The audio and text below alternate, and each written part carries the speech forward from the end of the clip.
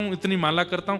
हम घरों में जाते हैं महाराज जी, तो जिनके घरों में जाएंगे वो सबसे पहले बोलेगा महाराज जी हर महीने की एकादशी, हर महीने की पूर्णिमा गिरिराज जी जानी, परिक्रमा करनी, नंगे पांव बिना रुके यूं। उसी समय चित्त में आ जाता है, क्यों आपने महीने के 2 दिन तो मुझे बता दिए, पर बाकी के 29 दिन क्या करते हो, और 29 दिनों में कितना विषय चिंतन करते हो, इसको तो बताया नहीं। गुण का बखान क्यों करते हैं? व्यक्ति को अपने गुणों को, अपनी सेवा को, अपने नियमों को गुप्त रखना चाहिए। अरे सामने वाले को यूं कहो, हम तो कुछ करते नहीं, आता ही नहीं, हमको पता ही नहीं कैसे करते हैं। सो के उठे उससे पहले गंगा स्नान कर आए, वो कुछ देख पाए उससे पहले नाम जप कर लिया, ठाकुर जी ने श्रृंगार सेवा कर दी, तैयार, अरे वाह बड़ी अच्छी सेवा करी। हमसे तो नहीं होता, बस ऐसे कर देते हैं। अपने गुण का जिस दिन आपने कह दिया कि ऐसे किया है या ये है, उसी दिन ठाकुर जी अनुभव कराना बंद कर देते हैं।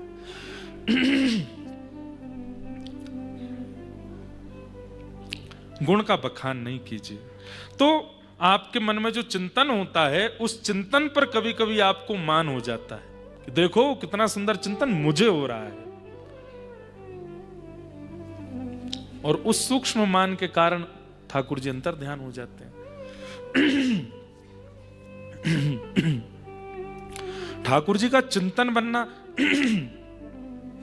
ठाकुर जी का चिंतन बनना, ठाकुर जी का स्वप्न आना, ठाकुर जी की अनुभूति होना, ये बहुत बड़ी कृपा है। इसको जितना हो सके गुप्त रखिए, मत बताइए, किसी से मत कहिए। हमारे वृंदावन में एक संत थे,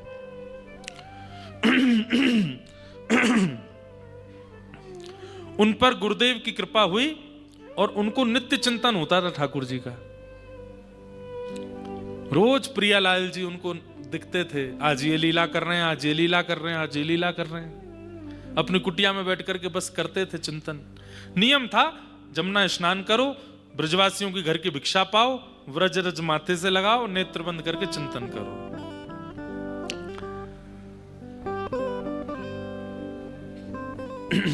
एक दिन ठाकुर जी की एक लीला दिख रही थी उनको, क्या कि श्री प्रियालाल जी दोनों विहरत लाल बिहार ने दो, यमुना जी के तीरे तीरे, यमुना जी के तीर दोनों विहार कर रहे हैं। और तभी किशोरी जी ने एक वृक्ष देखा, उस वृक्ष पर बहुत फल लगे हैं। तो किशोरी जी बोली, श्याम सुंदर मुझे फल खावे की इच्छा है रही है, या फल को मुझे दे दो। महात्मा के चिंतन में चल रही है लीला। और तभी क्या हुआ, ठाकुर जी बोले, हे श्यामाजू आप अपने हाथन से कभी फल ना है तोड़ो, एक बार तोड़ के देखो, बड़ो आनंद आवे। श्री जी बोली, अब मैं तो नेक्सी सी, फल तो बहुत ऊंचो है। ठाकुर जी बोले, काम करो, मेरे कंधा पे चढ़ जाओ और मेरे कंधा पे चढ़ के आप फल तोड़ लो। तो श्री जी कंधा पे चढ़ गई, जैसे तैसे सिर पकड़ करके, डाल पकड़ करके, और डाल पकड़ करके जैसे ही फल तोड़न लगी, ठाकुर जी ने देखी मोटी डाल है, किशोरी जी ने पकड़ रखी, सोई ठाकुर जी नीचे से हट गए, किशोरी जी लटक गई वहीं पे डाल पे। अब तो ठाकुर जी कहें, अब आनंद आवेगो, अब लटकी रहो ऐसे। तो श्री जी बोले, श्याम सुंदरी अच्छो ना है, जल्दी आओ, मैं गिर जाऊंगी, मेरी लग जाएगी। अब या लीला को देख करके बाबा के नेत्रन से प्रेमाश्रु भी गिर रहे हैं और जोर जोर से हंसन लगे बाबा।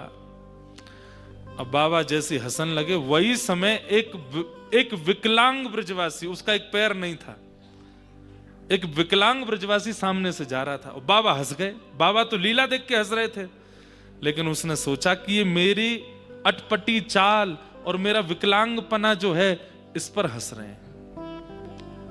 बोले, बाबा बैठे कुटिया में, वो मेरे विकलांगपने पे हंस रहे। बोला नहीं, वो मन में सोचा। उस ब्रजवासी के चित्त में ये आ गया कि ये बाबा मेरे दुर्बलता पे हंस रहा है। ये सोचते ही बाबा के चित्त में जो चिंतन हो रहा था वो अंतर ध्यान हो गया, ठाकुर जी चले गए। क्यों? क्योंकि एक वैष्णव को आपकी किसी क्रिया से अपने हृदय पर क्षोभ हुआ। सोचो, चिंतन इतनी जल्दी अंतर ध्यान होता है, चिंतन इतनी जल्दी नष्ट होता है, स्वप्न इतनी जल्दी चले जाते हैं। हमारे इतनी इतनी छोटे छोटे अपराधों से भी चित्त की स्वच्छता रखना कितना अनिवार्य है ठाकुर जी के अनुभव के लिए।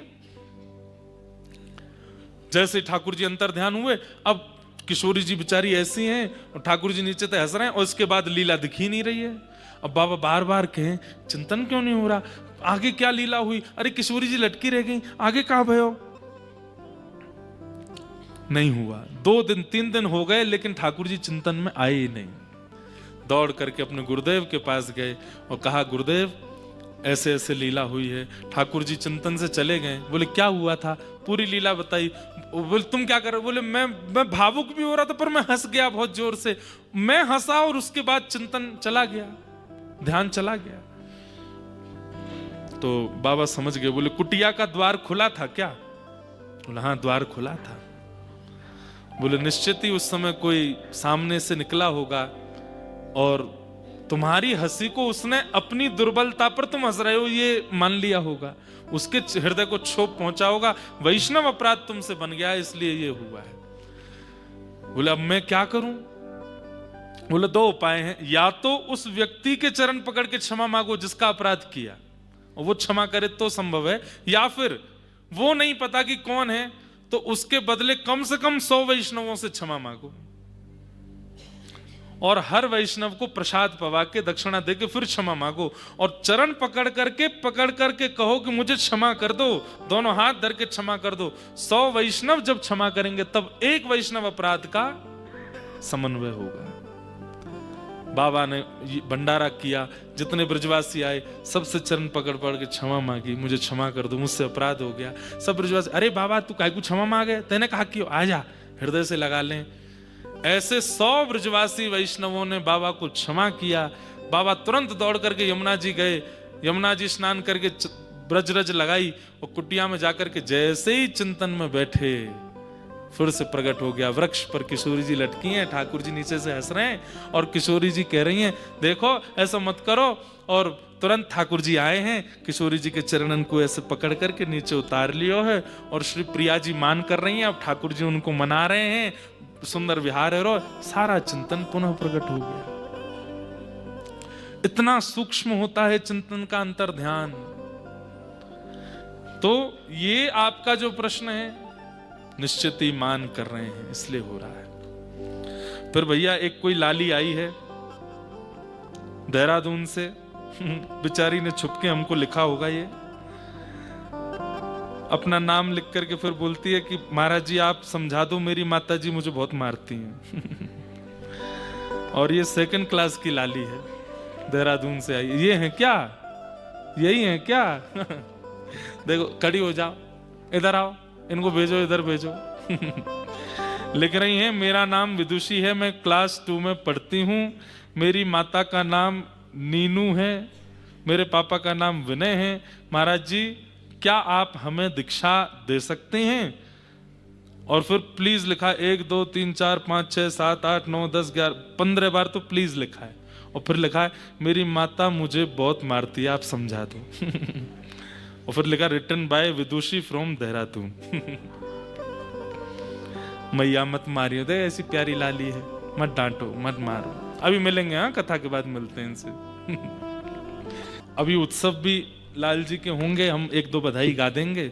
उसके बाद फिर यहाँ आज संकीर्तन होगा।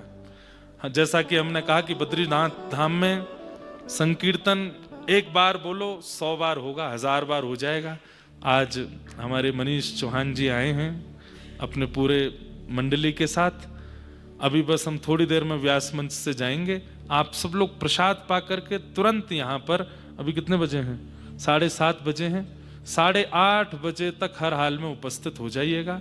हम भी बस जाएंगे दर्शन करके, हम भी तुरंत आएंगे लौट के, और फिर आज सुंदर कीर्तन करेंगे। डबल 1-2 जैकेट और पहने आइएगा क्योंकि ठंड तो हो जाती है रात को। हाथ में ग्लव्स व्लव्स पहन के बढ़िया आज नाम संकीर्तन ठाकुर जी किशोरी जी का गुणगान करेंगे। आज कथा की विश्रांति है, ऐसे हमारी भावना है। भागवत जी के अंतिम 2 श्लोक आप लोग 2 बार मेरे साथ बोल लीजिए ताकि कथा की विश्रांति हो जाए। आज यहाँ यज्ञ भी पूर्ण हो गया, पाठ भी पूर्ण हो गया। हमारे पाठक जी ने अभी बताया उनके पिताजी का जो श्राद्ध कर्म आदि जो यहाँ प्रसिद्धि है जिसके लिए लोग आते हैं वो भी पूर्ण हो गया। आइए अब भागवत जी के 2 श्लोकों को सब लोग मेरे साथ बोल करके फिर नंदोत्सव की एक दो बधाई गा करके आज के उत्सव को विराम देंगे।